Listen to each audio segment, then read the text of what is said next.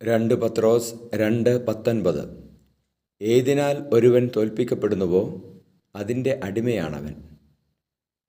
പരിശുദ്ധ പരമദിവ്യകാരുണ്യ നേരവും ആരാധനയും സ്തുതിയും പുകഴ്ചയും ഉണ്ടായിരിക്കട്ടെ. ഈശോയെ സ്തുതി, ആരാധന. Hallelujah, hallelujah, hallelujah. ഈശോയെ അങ്ങയുടെ സ്നേഹത്തെ ഓർത്ത് ഞങ്ങൾ അങ്ങയെ സ്തുതിച്ച് ആരാധിക്കുന്നു. ഈശോയെ ഞങ്ങളുടെ കൂടെ നടക്കുന്ന അങ്ങയുടെ കരുതൽ എത്രയോ വലുതാണെന്ന് ഞങ്ങൾ തിരിച്ചറിയുന്നു. ഈശോയെ ഞങ്ങളെ കാത്തു സൂക്ഷിക്കണമേ.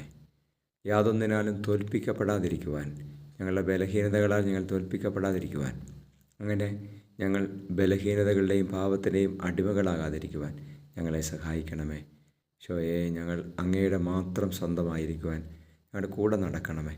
നമ്മുടെ കർത്താവ് യേശു മിശിഹായുടെ കൃപയും പിതാവായ ദൈവത്തിൻ്റെ സ്നേഹവും പരിശുദ്ധാത്മാവിൻ്റെ സഹവാസവും നിങ്ങളോടുകൂടി ഉണ്ടായിരിക്കട്ടെ, ഇപ്പോഴും എപ്പോഴും എന്നേക്കും. ആമേൻ.